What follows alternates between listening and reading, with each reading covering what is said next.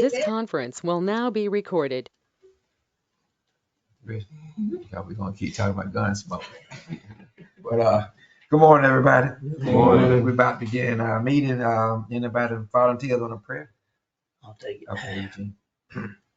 Thank you, Lord, for this day, the opportunity we have to come and do the businesses before us, Lord. We just ask that you give us insight, wisdom, and Lord, we would do things according to your will, what's best for our people in our county. We just ask that you bless this day, bless everyone that's here, and bless our families. Forgive us where we fail you. In Christ's name we pray.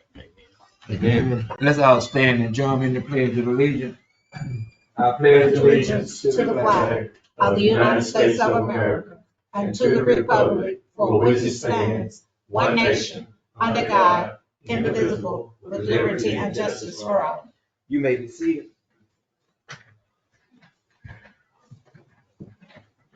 We have before you a proposed agenda. What's the pleasure of the board?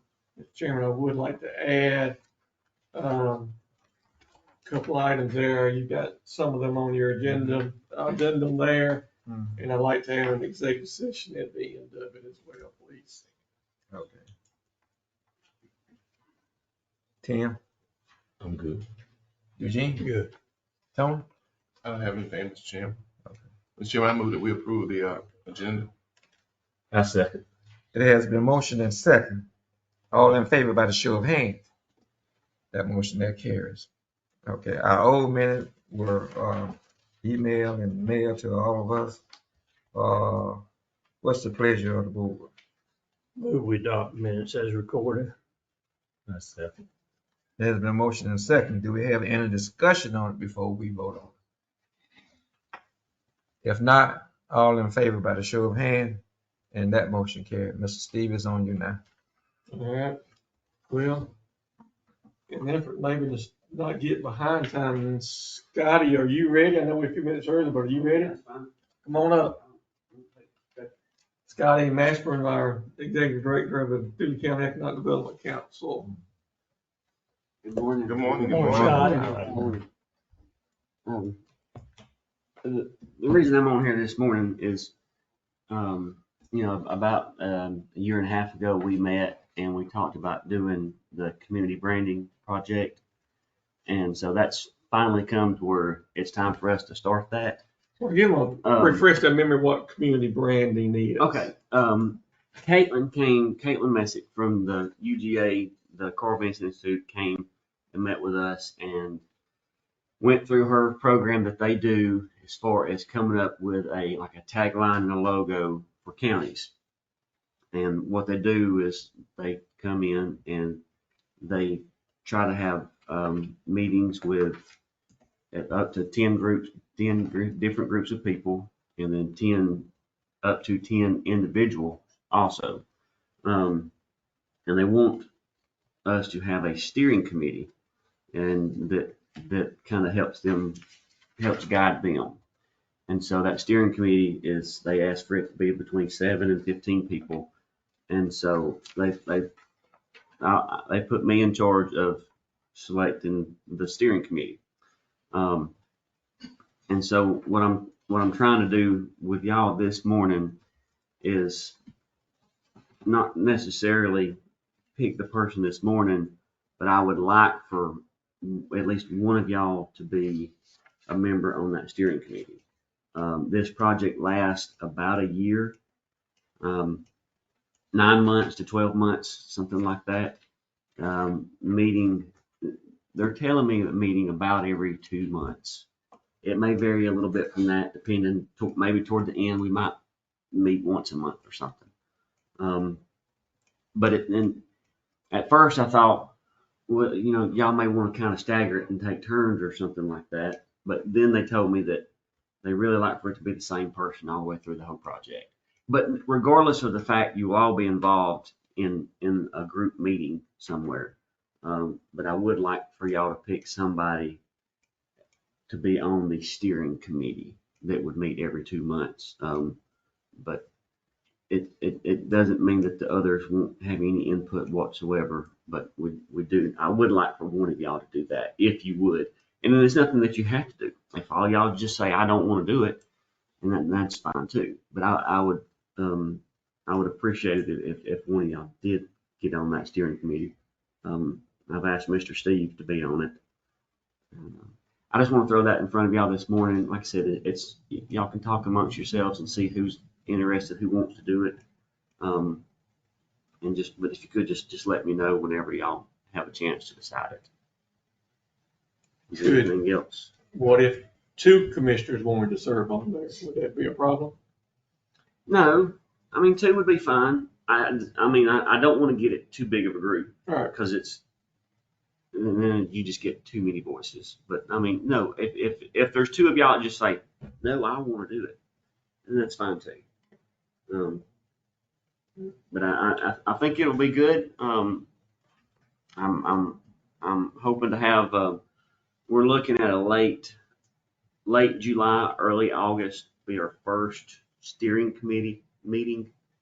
And then probably start in September, meeting with some groups of people to get their input. And they're also going to get some input through email and a survey and things such as that from the community, just in general. But that's all I have. Do y'all, y'all have any other questions or comments?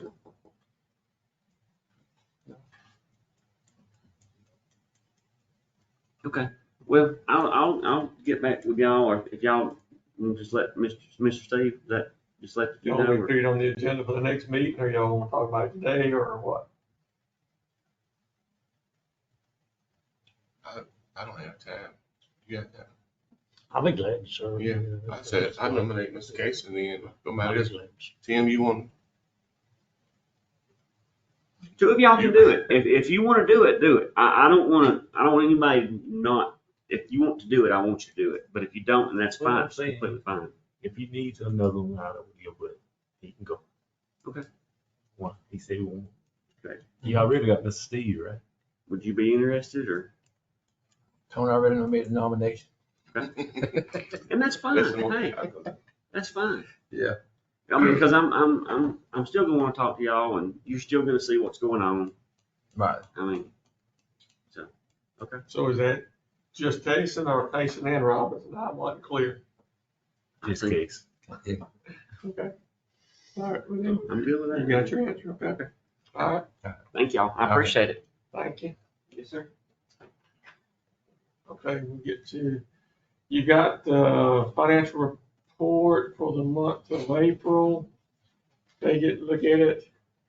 You know, we're getting that time of year where cash flow's starting to be a little crunch, so. I thought you finna say we got plenty of money left. We ain't worried about that cash flow. Unfortunately, I can't make that statement today, Mr. Chairman. So we're gonna have to start watching expenditures pretty closely.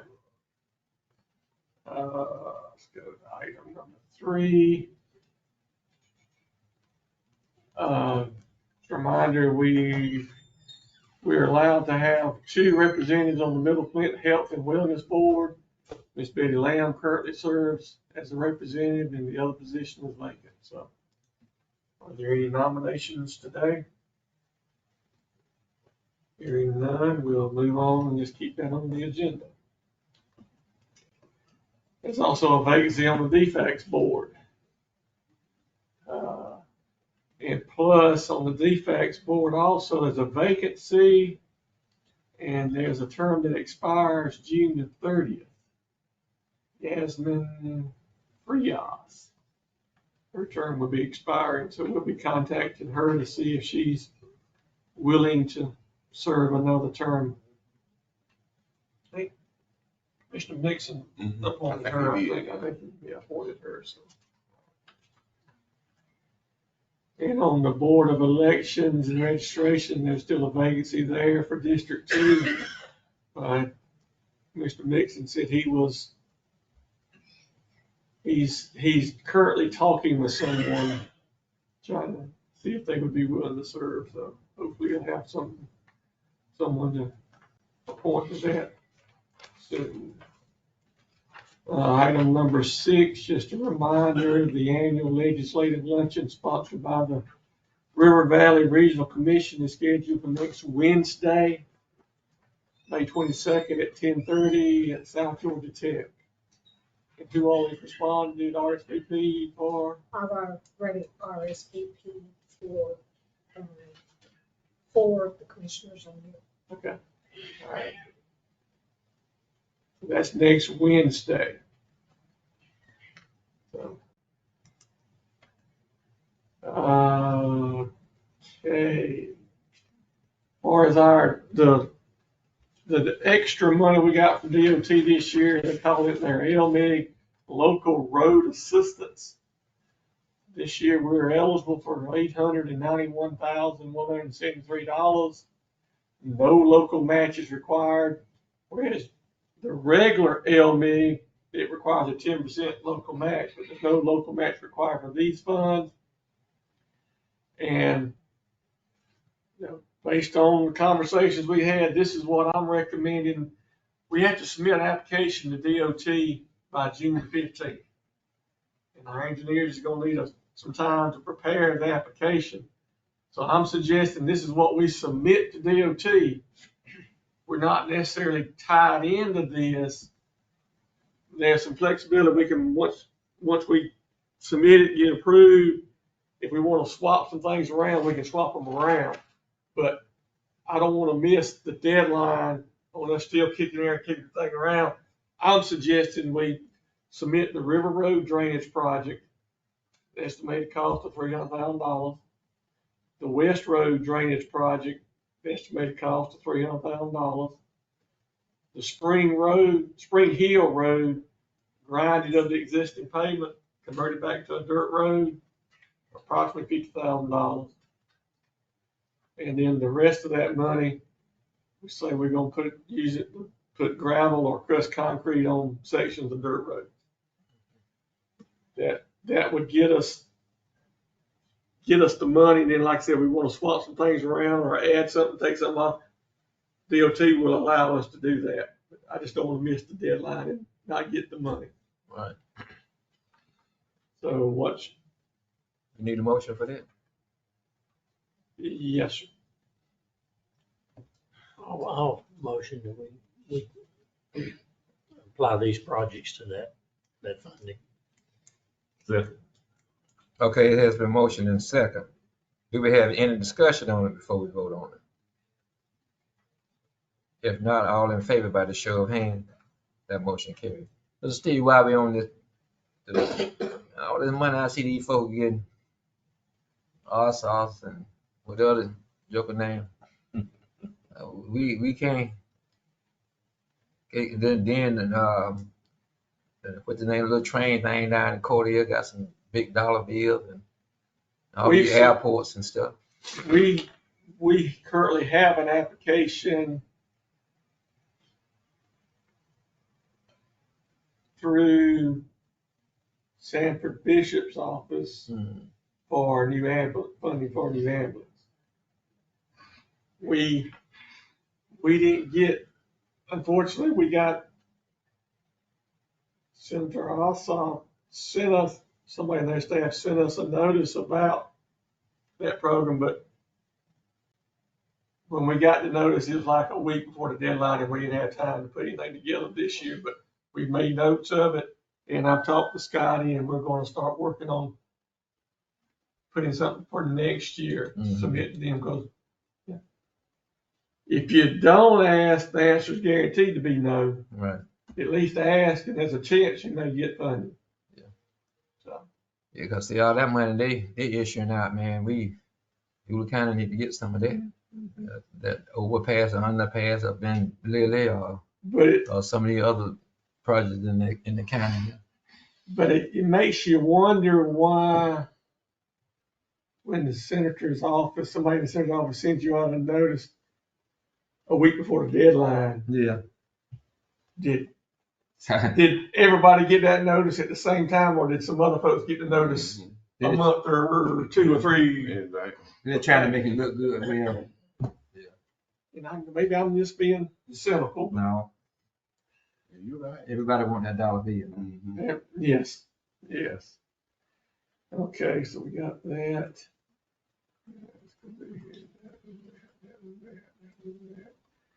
All right, the office is up at the Public Works Department. Ronnie and I are talking about that, trying to get some information up on that, so we'll.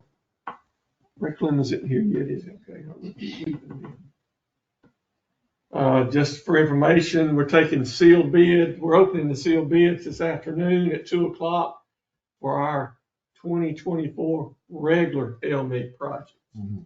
And that's the one where we requested bids on resurfacing bad sections of a lot of paved roads in the county.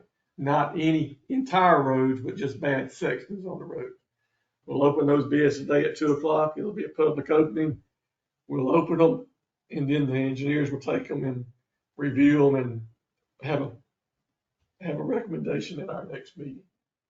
But has the paving season gotten started yet? Oh, yes, yes. Okay. Do we know about how many roads that affects I'll know more after this afternoon. Mhm. right now? It was quite a few. I figured it had. Mhm. Okay, at 9:30, we've got a public hearing. We have received a request to abandon a favor road. If you're in Vine and if you're going out Highway 27 toward Americas, that's favor road there. It's a little dead end road. There's one house at the very end of it.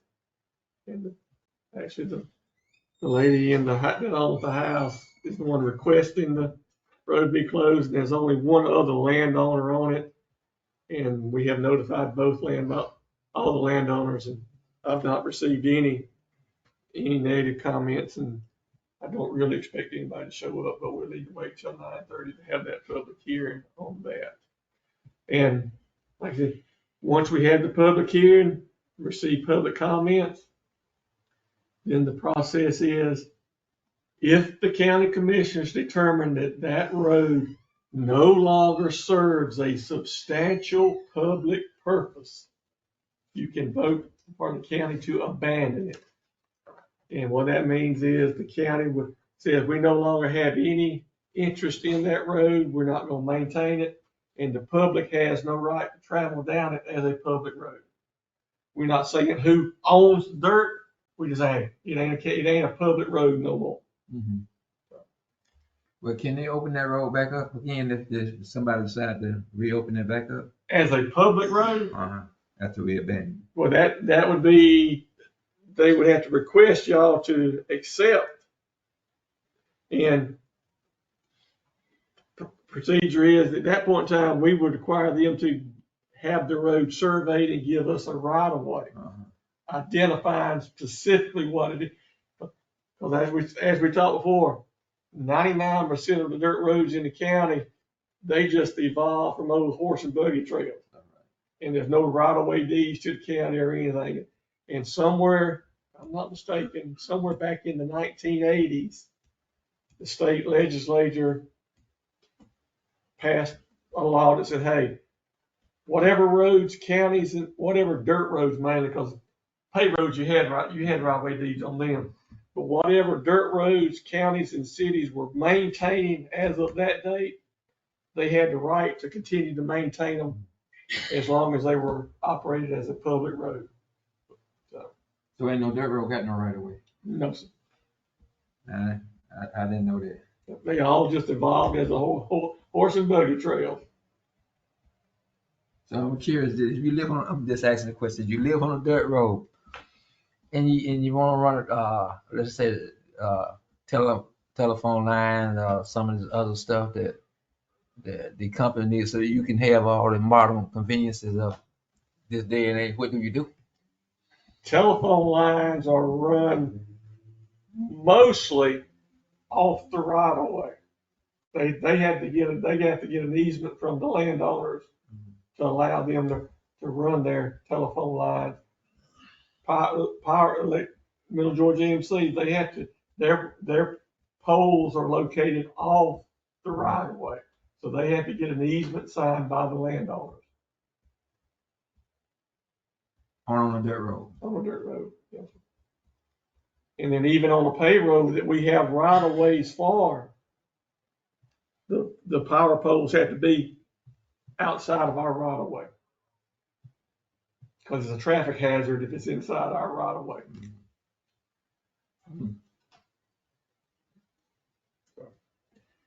Okay, so we got this public hearing on this road, potential road abandonment today at 9:30. We've got at the last meeting, y'all agreed to start the process. We've received another request to abandon a section of Leary Road, not the entire road on Leary, but a section of it. It's the middle section. We've notified the landowners on that road, and there'll be a public hearing in our June the 6th meeting on that. And then Commissioner Mixon informed me he'd received a request that to have a section of St. John's Road in the very northeast corner of the county, up there between, it's right off Sugar Hill Road, almost at the Houston County line. See where it's at? Mm-hmm. I ain't never seen that. It's sort of the middle section, but I've got a question exactly what section he's actually talking about. So I'm just going to leave this on the agenda to get clarification from him at the next meeting. I'm not ready to use That's St. John. St. John's Road. The Nelsons live on the very north end of it up there. Okay. They're supposed to live on the very north end, and then there used to be a St. John's Church right here off this corner. But I don't think the church is still active, but there's a cemetery. So I think we're going to have to leave this open to have access to the cemetery. And then leave this open. The very north end is paved down to a bridge. And the bridge on St. John's Road is one of those that was on that list that we prioritized. It didn't have to be our lowest priority. So I understand that my understanding they want to propose closing it below the bridge down here to this curve. That way keep all the houses up here on the paved road section. And this would give access to the cemetery down here. I think they have a lot of trouble with unwanted activity out there on the dirt road on the weekends and trash and all kinds of stuff. Well, since I had forgot, Mr. Steve, did a guy call you about Swearingen Road at the cemetery? I told him to call Rodney. You spoke with him? What a guy would be, the county actually paved that road, Swearingen Cemetery Road. I think that's the name he said, right, Steve? Rodney. Yeah, right across. Off of Highway 230. Okay. My records indicate that that's a county maintained road. Okay. We looked at it and identified potholes and all of that. Okay. I told him to call. Tell you what, Ray, come on up. We'll go ahead and see you if you're ready. Ray Clemens, he's been our representative for our group health, dental, and life insurance for several years, and we're currently with the ACCG group insurance that is with Anthem Blue Cross Blue Shield. That our current policy expires the end of June. So I'll let Ray take it over. I think he's got some information for our options for next year. Thanks, sir.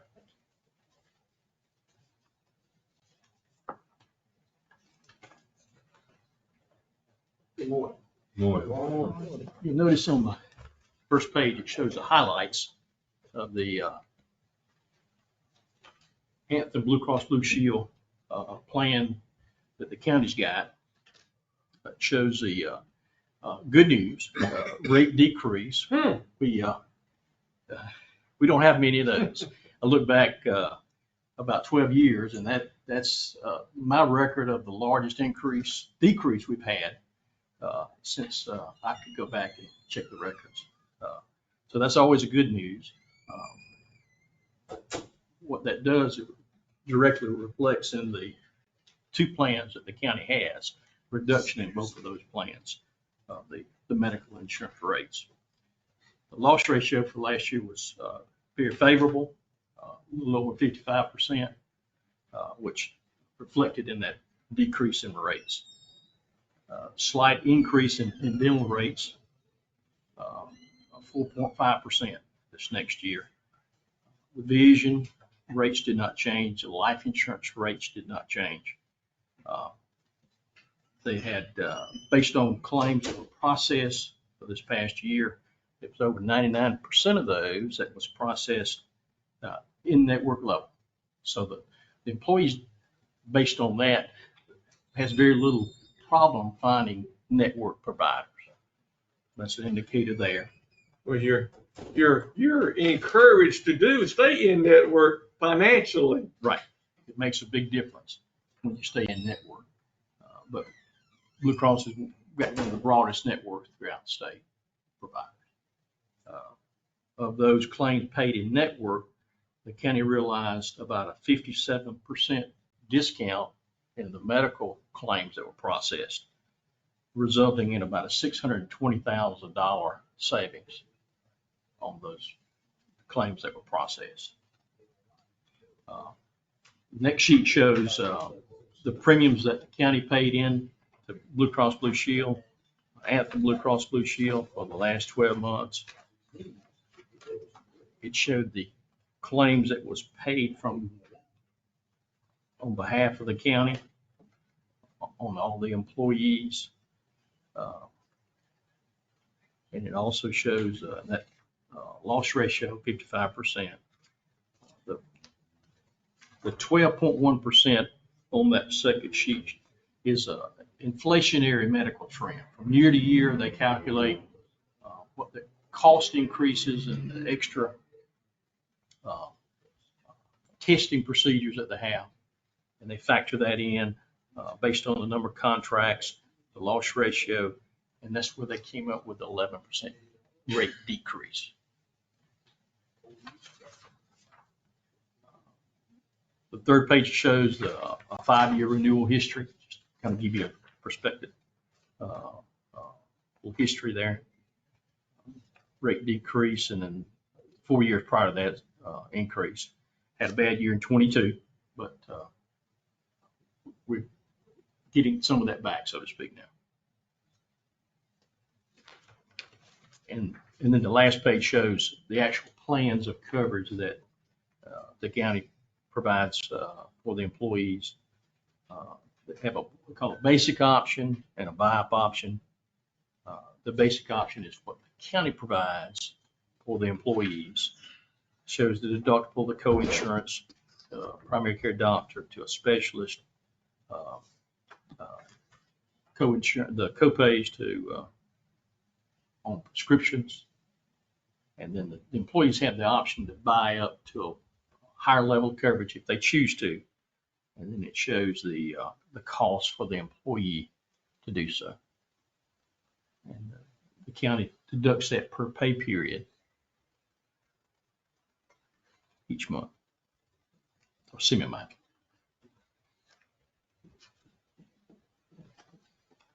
That's sort of it in a nutshell. Now, he can talk on and on and on about it if y'all got questions about it, but basically, this would we would just be renewing our current coverage for another 12 months at a reduced premium. On this last sheet he gave out here, that far right column, that's what we call our basic plan. That's what the county provides. And basically, that's with a $5,000 deductible. If the employees want the little bit better plan with the $2,500, they can pay the extra cost for that. And if you look down at the very bottom there, that would cost them, what the county is gonna be paying is the $828.74 a month. If the employee wants to buy up to the better coverage, they're gonna have to pay $124 every month for that better coverage. And we have several that currently do the buy up. I'm not sure exactly how many. I don't. It's Really? about 27 contracts. Wow, okay. So about About a third. a third or, yeah, almost a third folks, so. Now, and just full disclosure, this gets complicated in my mind. We're not gonna be with the ACCG group come July.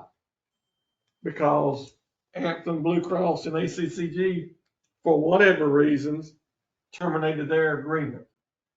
ACCG is still offering group health insurance, but it's with a different provider. And Ray's got proposals from them also, and he and I and Mr. Cason sat yesterday and looked through all this. And we were well, I'm not gonna speak for you, young people. I'm more comfortable staying with Anthem Blue Cross Blue Shield. Our employees are used to that. Let's give ACCG a year, give them a year to get their act together with that new company. And next year we may go with them. But with a 11% decrease in Blue Cross Blue Shield, I think Blue Cross has as good a network of doctors as anybody else. I ain't gonna say they have the best, but I'm gonna say they got probably as good as anybody else. So If I might add to what you said, it cut down on the confusion of new cards with employees and all the work that would come your way, Linda and Steve, and you're still with the same carrier, same benefits.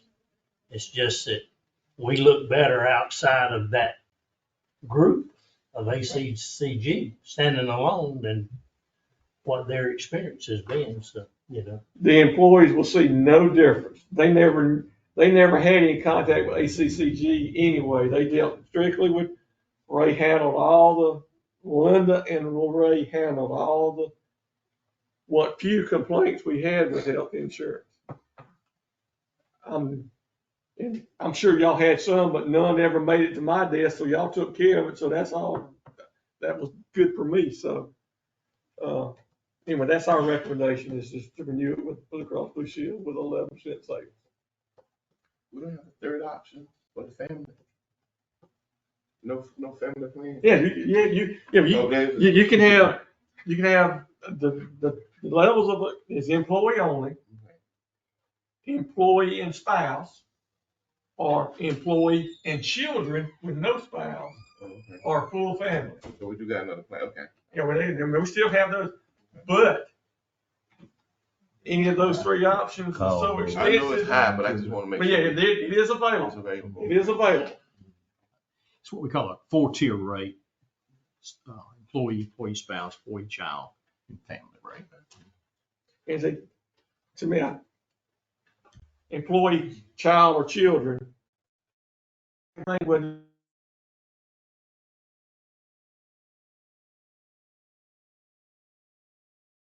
On that, we're requiring the county and one of them. And folks haven't breaking his experience. You need them. Yes. I so move, Mr. Chairman, that we go with Ray's company. with Anthem Blue Cross. Right, Anthony Blue Cross. Second, Lord. Okay, there's a motion and second. Do we have any discussion on it before we vote on it? I think didn't we come up with it last year about didn't we go up about something about the insurances and stuff for our employees for the county? Didn't we? Last year we had like a 2% increase. Yeah. 2%. Yeah, I thought we. It wasn't too bad last year. I think the year before was really bad. Well, it was just a 27% increase the year before. And I think at that point, we kind of took it. You don't take many big times, it'll get you. Yeah. Mr. Barrett, I think that what you're thinking about really was a couple of years ago when it was like the 27%. I think we looked at it and said, if this trend happens again, we would not be able to continue the benefit to the employees without really taking a hard look at things, because it was a 27% increase. But now we've had a slight increase and then now proposed decrease, 11% decrease. which will bring us back into where we should have been according to the normal course of business, other than those extraordinary claims that Mr. Casey mentioned, which apparently were not just with us, but were with everybody. And to the extent that they entered the pool for the most part. Right. It's been rumbling for a year or two, and they just parted ways. Their coverage, all the employees' coverage will remain the same with the Anthem, same ID card going forward. All right, if not, all in favor by the show of hands? That motion carries. I'll get that to you. Well, you emailed it. You emailed for If I me have- yesterday. okay. Let me see here. I think I got it right here. What number was that on?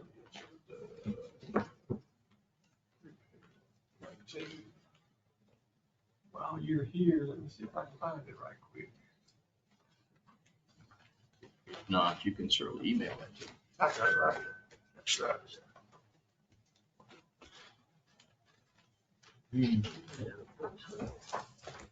Y'all all right? Budget dinner coming up too? Yeah.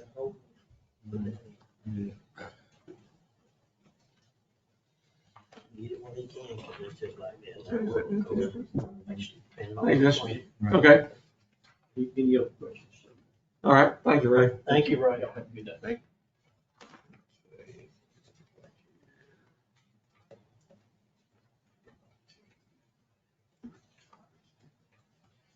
Okay, we're a few minutes late getting our public hearing for item number 10 on the agenda.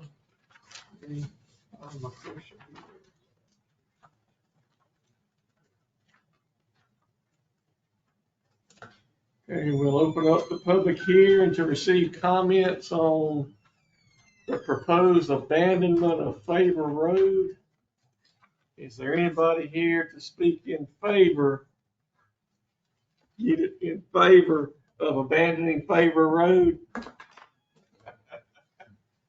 I beat you to it. And I've apparently fallen in disfavor. Okay, hearing none, is there anybody here to speak opposed to the abandonment of Favor Road?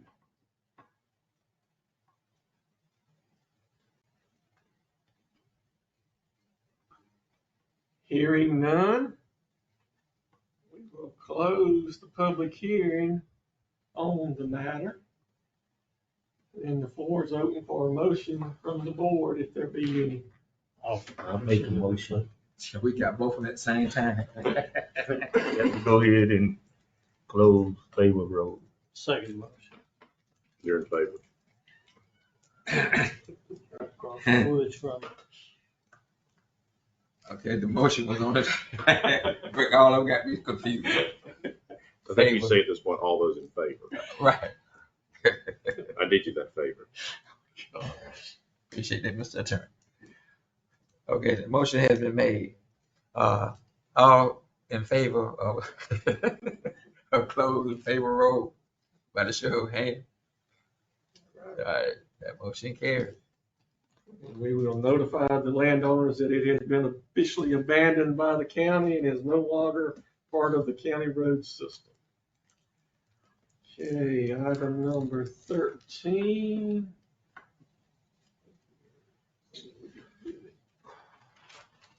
The planning commission had their regular meeting this past Monday, and they considered a zoning variance application by Viola Adams for the purpose of allowing a second residence on parcel 90-43, which is 5400 3rd District Road, and my understanding the planning commission voted unanimously to grant that application.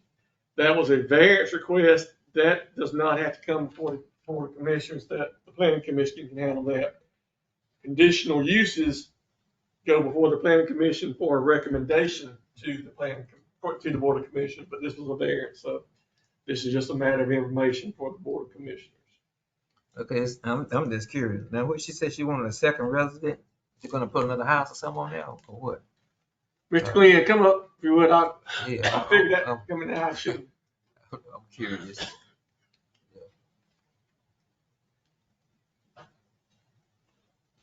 Yes, sir.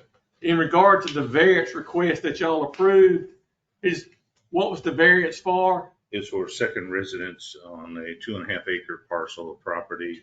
Okay. Grandmother wanted the granddaughter to move on, make sure she's cared for. This will be a permanent residence, so after grandmother passes, the home will continue to stay on the property. So it's more than enough land? Pardon me? I said it was more than enough land for this. More than enough land. She's gonna have her own septic system. They were gonna share a well. The health department said the well is sufficient to feed 2 homes. And so she's gonna have her own address to the rear of the property. Her address is gonna come off 5 Points Road. Well, we got it. Okay, did we say, I know it used to be down to, well, it was 5 acres, now it went down from 5 acres to 1 acre, to put a person on the land. You don't have to have an acre no more, do you? You have to have a minimum of 1 acre so that you can get your septic 100 feet away from your well.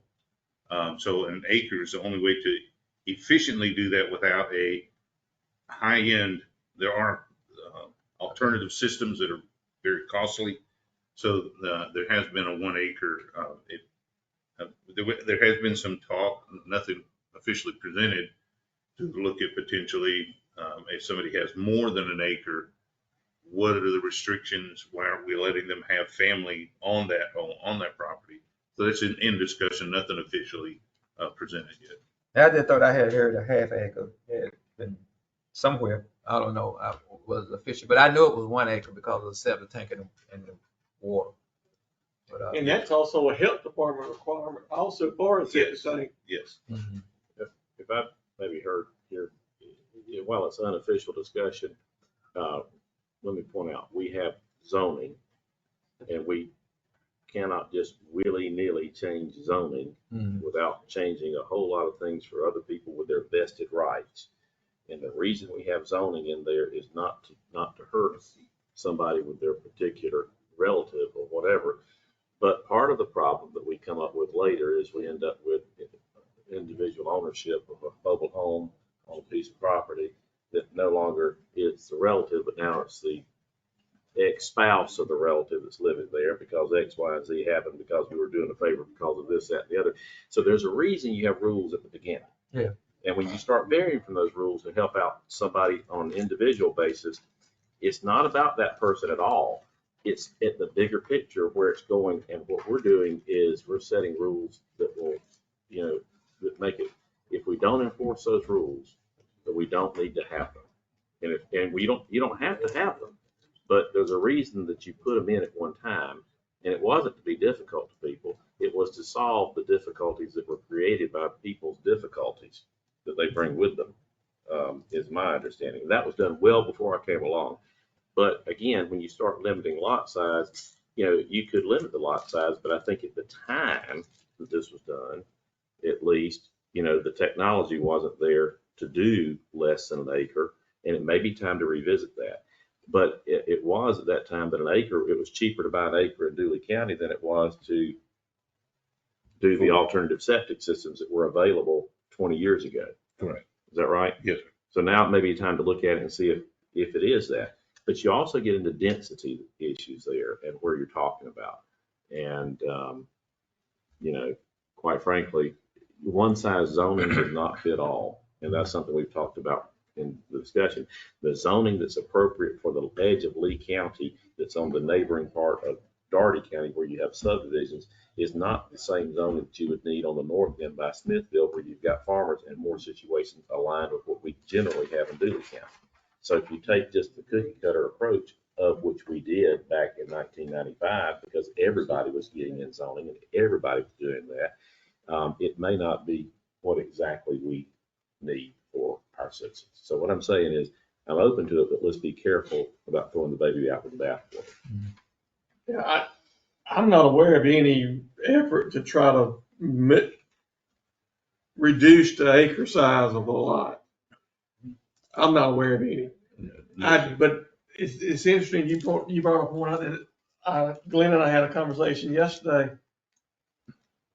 And I just don't remember back in I was here in 95 when the zoning ordinance got created. But the requirement, the ordinance says only one residence per parcel. And I've always wondered why that was there. But you mentioned that I didn't think about the part where you allow a family member to put a mobile home on it. Everything's fine while those people are living and still getting along. But then 10 years down the road, once things change hands, you got somebody owning a mobile home on somebody's property that they may not get along with no more. Correct. And now they come to you and say, I need a subdivision of this, and it goes against your ordinance, and you do one of them, and it looks like spot zoning. Then you do 2 or 3 of them, you vitiate your whole zoning map, and then it devalues the property of everybody in the neighborhood. Because what's going to happen is, Mama's got the main house. We put in a house for the caregiver, and then they put in now back then the concept of a tiny house did not really exist. It may have been in some places, but now we know tiny houses are no more than 400 feet for insurance purposes.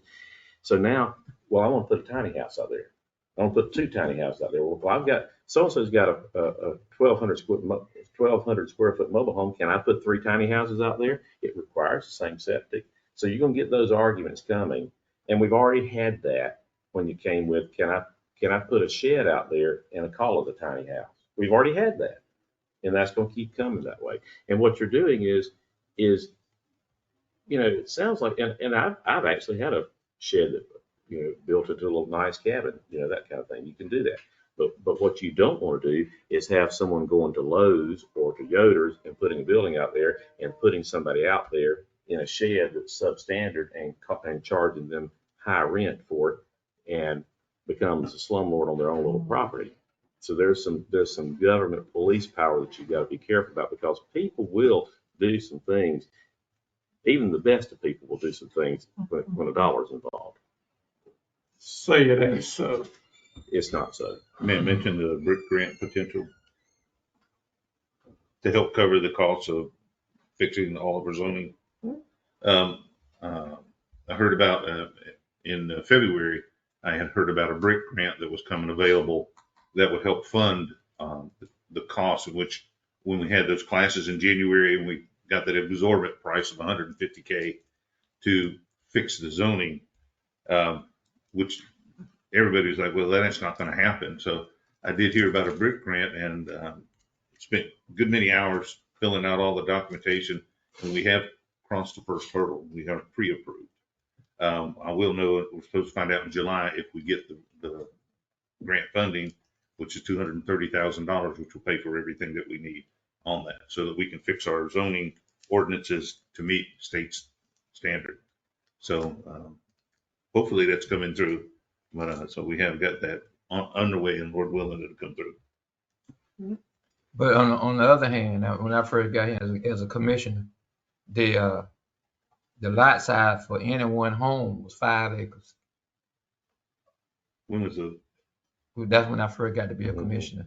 It was the lot size that you could put any home on. It had to be 5 acres. Well, then here's the thing about that was I made the comment way back there 18 years ago.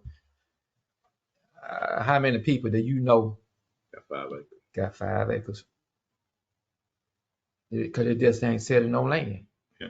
And so we all, I made the motion that we drop it down to 1 acre. And that's where the 1 acre came about, for us. But again, I'm not saying reduce it down any lower. I thought I just had heard, half acre that you could actually put a dwelling on. But I also know that, it got to be 100 feet from, and that don't make no sense either. I know what they say from the well, septic tank from the well. The ground gonna feel the water, gonna feel the one way or the other. But that's just some rule they put. I saw to do both sides. You sort of can't. I sort of don't see the theory behind it. But was it political or what? But I was just curious, not trying to reduce the lot size, just thought I had heard that somewhere. I think where we run into that too was when we were doing some zoning for the little corporate towns, Mhm. Where there's already water and sewer, that 1 acre doesn't bother you, so you get into half acres and smaller lot size. Yes, if you have a municipal supplied either water or sewage, Right. you could reduce that without That's right. being affected. Right, that's right. Because there's some town in Dula County, they only have water, they don't have no septic Correct. system, yeah. This is interesting. Thank you. Okay, item number 14, just for information, Monday, May 27th is a holiday for county employees for Memorial Day. There'll be another holiday in June, Juneteenth, Which will be a Wednesday this year. and then there'll be another holiday in July for Independence Day, but we'll. Okay, so let's go. All right, item number 16, item I requested to be added. All right, since our new SPOS for years 25 through 30 has been approved by the voters, there's some paperwork I need to get submitted to the state to get things set up for them to disperse that money, even though we won't receive our first disbursement for that SPOS until the end of February, because the businesses will collect that tax starting January 1. They'll collect it for the month of January, remit it to the state, and the state will turn around and remit it to us. I need to go ahead and get a new checking account set up for the new SPOS.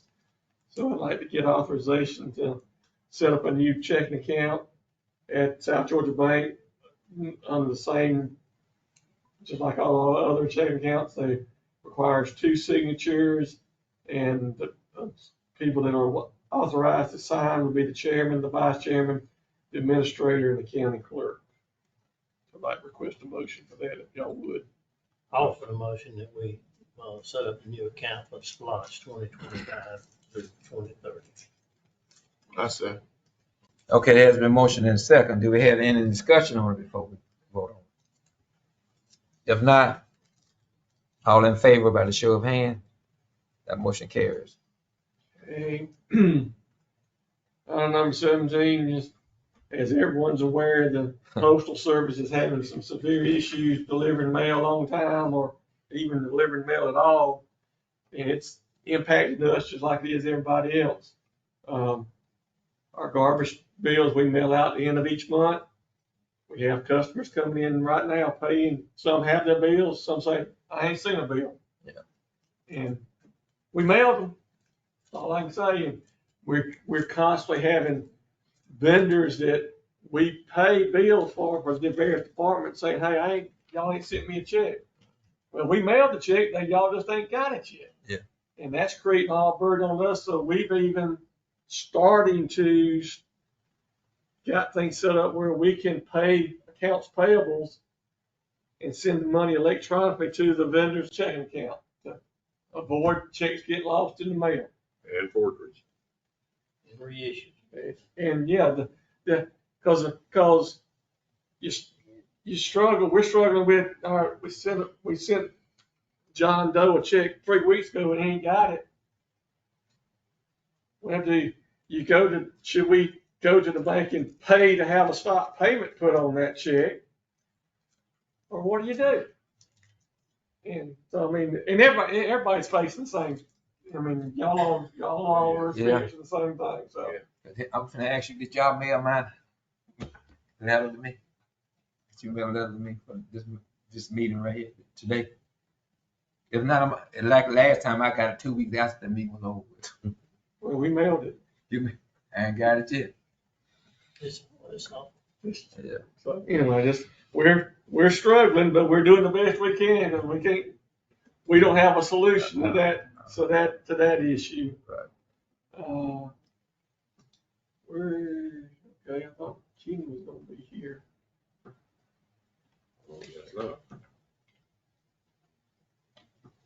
Okay.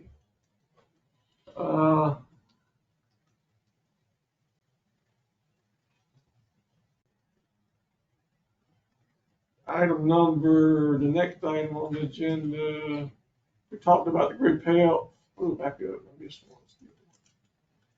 The flood zone.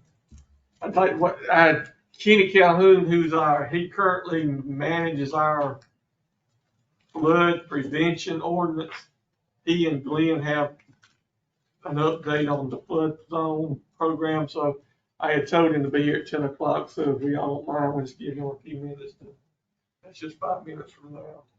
And then we need to have an executive session to talk about a personnel matter Potential litigation. and some potential litigation, but rather than get this, if y'all don't mind, wait about 5 minutes and we'll take care of that, and then we'll go into executive session at the very end of the meeting. I'm trying to think of anything else to update y'all on. Well, I had a complaint about the grass cutting, and like I told him, and I know Rodney here, I know what we, I tell them they run a schedule, and we have to just wait till they get around to their road. I mean, they tell me they can't hard the grass, so how the deers and things be coming on that hogs and all that kind of stuff. Kenny, if you and Glenn will come on up.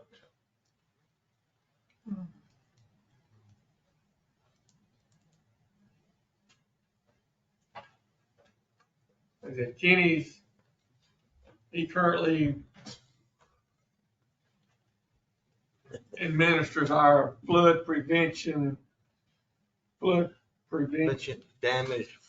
damage prevention ordinance, thank you. And Glenn's also here, so they've got some recent or learned some additional information about the flood, so I'll turn it over to you.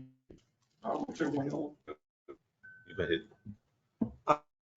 Okay, I think you're all aware of recent happening in the Drayton area on a piece of property, some zoning issues, and Glenn has had to issue a stop work order. That is in the flood zone.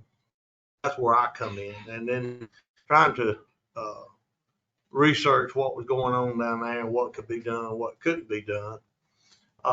Our ordinance has a clause in there that prevents any encroachment. And we've always understood that to be nobody could bring in anything and build up a dike. Nobody could dig any ditch that would divert water or increase flood flows, back up water on anybody else. And to that extent, we have enforced that. But we hadn't had a whole lot of development down there. So everything that's gone in has kind of gone in on pre-developed property. A house was already there, flood got it, house was put back. So it hadn't been a whole lot of change in the footprint. But also in that clause, it mentioned about fill, and that's what this gentleman was doing. He was bringing in some dirt. And so he's trying to get some clarity on what he could and could not do. And then talking with the Georgia Department of Floodplain Management, they basically explained that they thought we were doing a good job because we are enforcing the elevation and all of that in that area. And they were proud to see that. But they also said that anytime there was any development, dirt being moved, land being cleared, or whatever, there should be a hydrological and hydraulic study done by a qualified engineer to provide documentation that it's not going to increase the flooding down there. So we hadn't had anything in the past that required that because there hadn't been any development. But this recent issue has brought all this to light.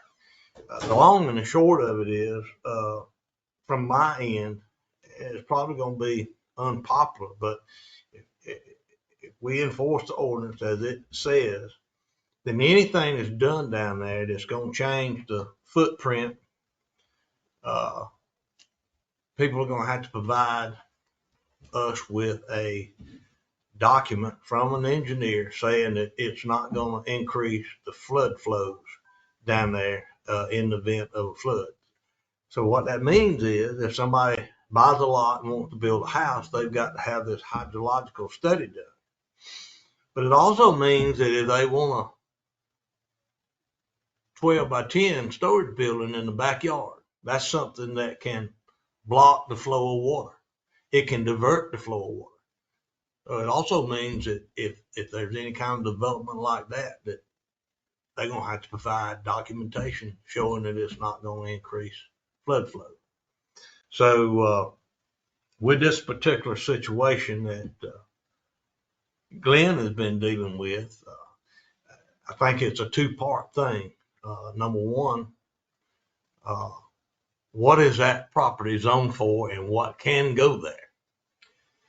At that point, the owner can decide what he wants to do, and at that time, he needs to submit a design, a plan to a qualified engineer, and then he can provide us with this information. And if it proves that it's not going to interfere with the flood flow, he can proceed. If it is going to prevent flow of water or divert flow or whatever, then it won't be allowed.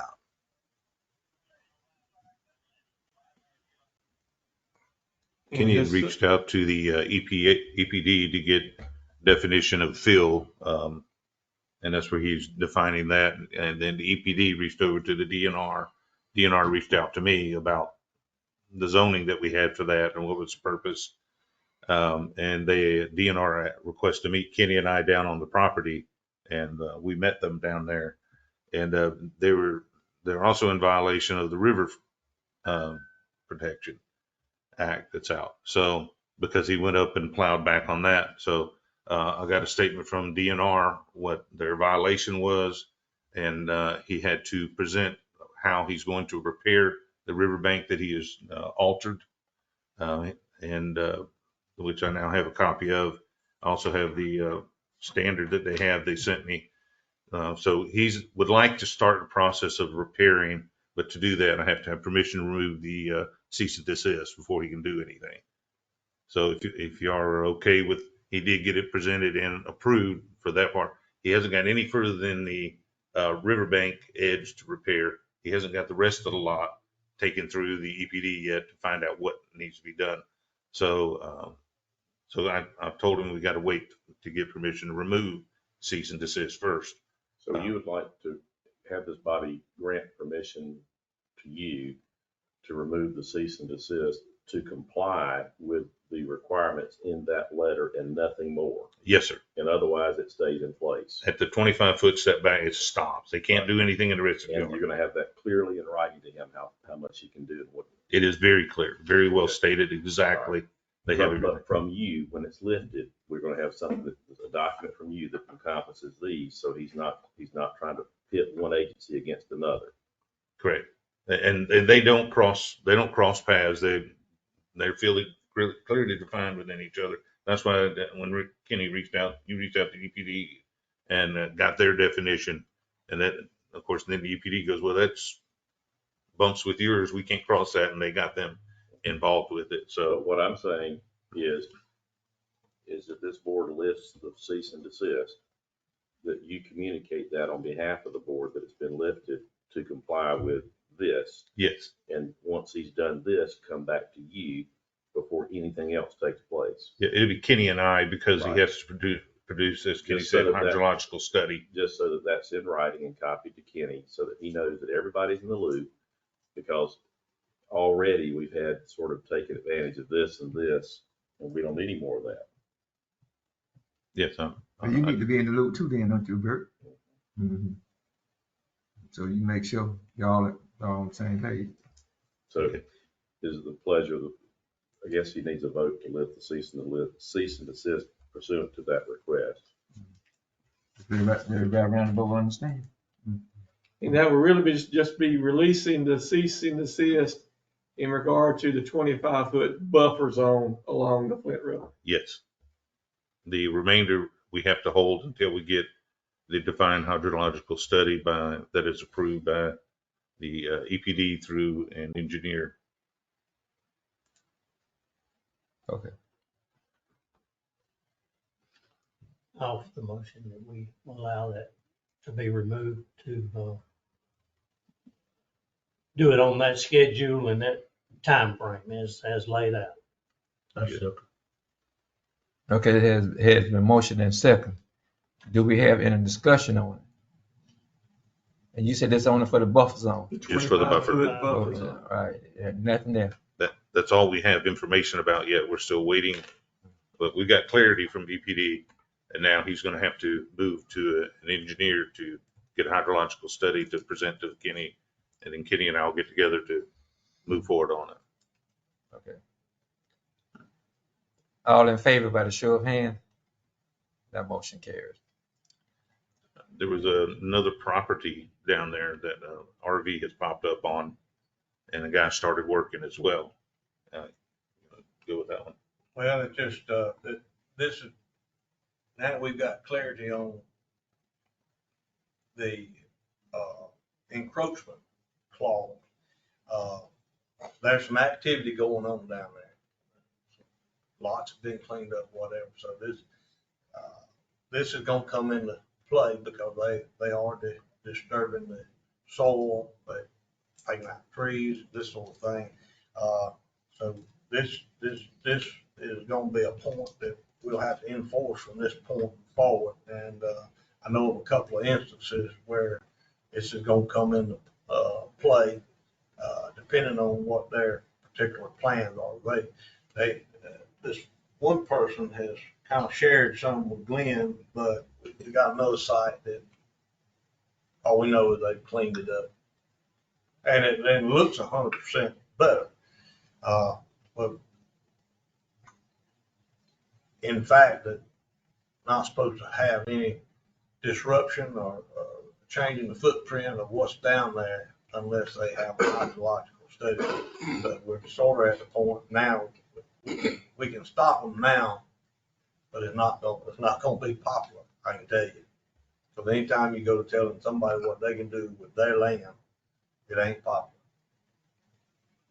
The one that he's speaking about is on 270 Drayton Loop. They've sent me a letter requesting to have their RV there for approximately a year while they build their future home.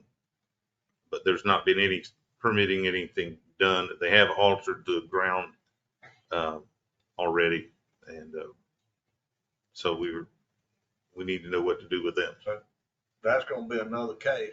They're planning a home, so it's zoned for that.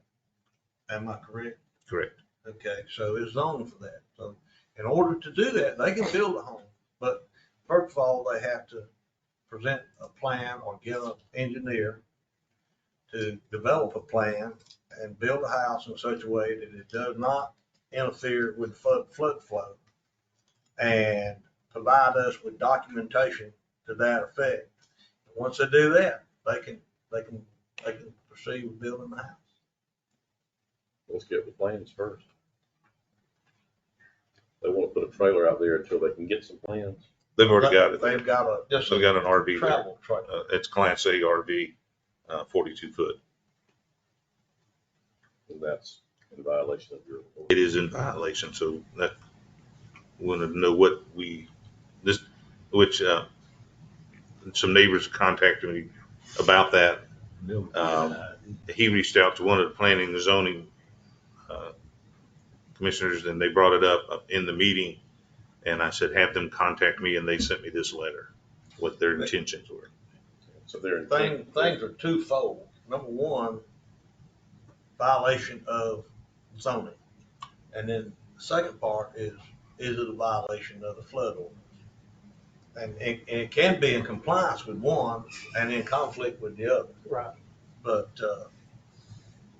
well, they need to, in my opinion, as county attorney, if they have, if the motive, is there any point where that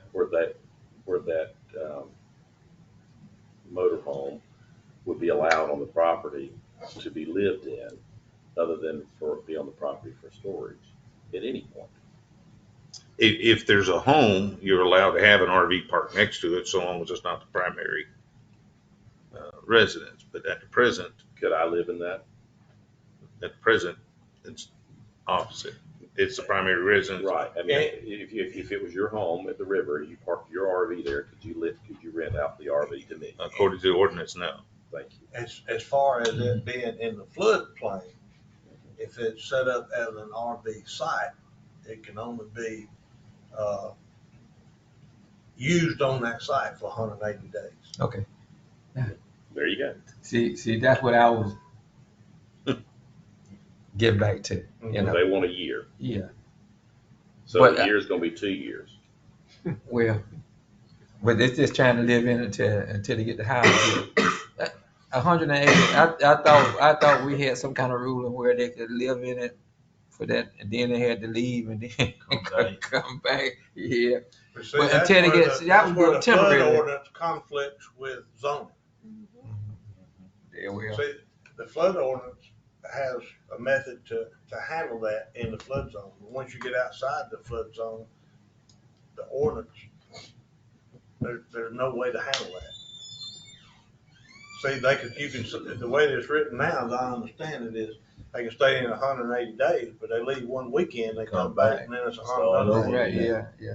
No, I thought I remember that, but But then the flood ordinance also requires it to be where they could hook up to it and remove it. Absolutely.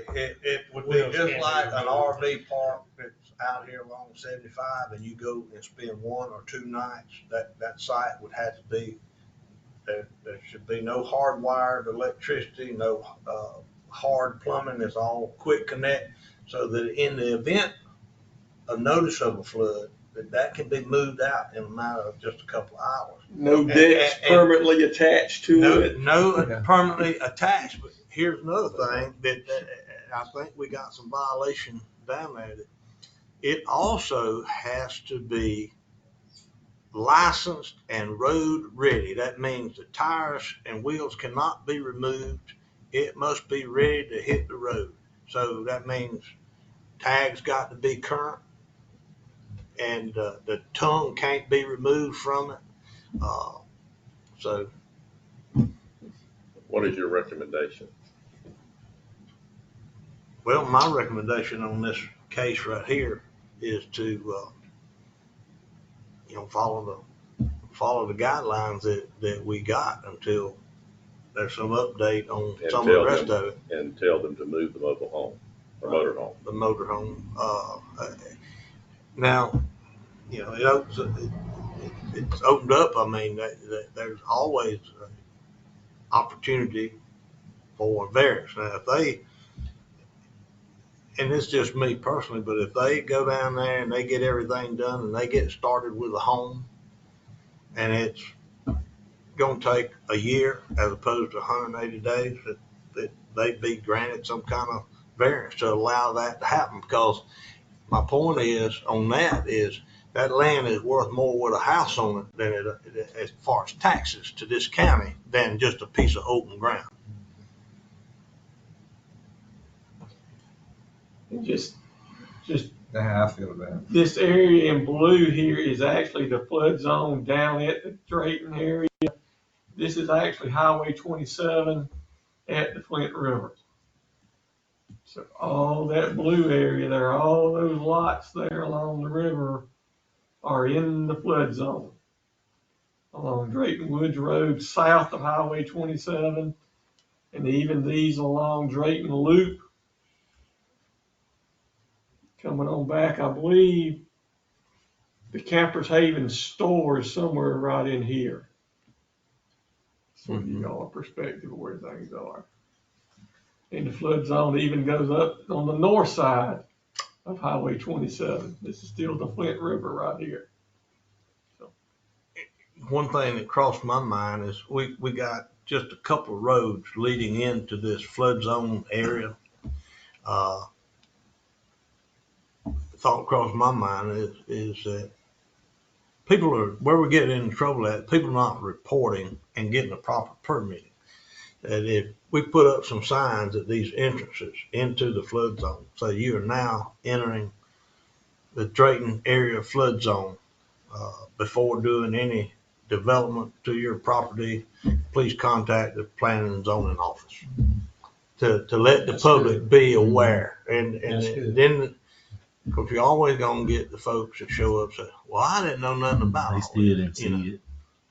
Well, in addition to Yeah, that, it would be fairly simple to mail, here again, we're talking, trusting the postal service to deliver it, but mail a letter to all the property owners in that blue area, let them know, hey, this is in a flood zone. Just another effort, just to inform them. And if for any development, before they start any development or planning development, contact the zoning office. I think all what y'all have said been good stuff. Go for it. Yeah. All right. All right, Okay, thank you. thank you. Okay. I believe that's all other than the executive session. So, Mr. Chairman, Need a motion. yes, sir. Go to executive session. I second, Mr. Chairman. Okay, there's been motion and second. All in favor by the show of hand. Okay, that motion. This conference will now be recorded. We need a motion to. I make a motion that we accept the minutes in executive session as read in the executive session. Yeah, I second. Okay. It has been motion and second. All in favor by the show of hand. That motion carried. And do we need the other? What? So we're gonna wait on the insurance. Okay, so we don't need to make the motion on that then. Okay. Mr. Is there anything else? Mr. Lester, it's time for you to make your motion. Oh, that's why I'm waiting on. Mr. Chairman, I make a motion with adjourn. That's second. I sure don't want to make that motion there, man. Berg, I want some more. All in favor by the show.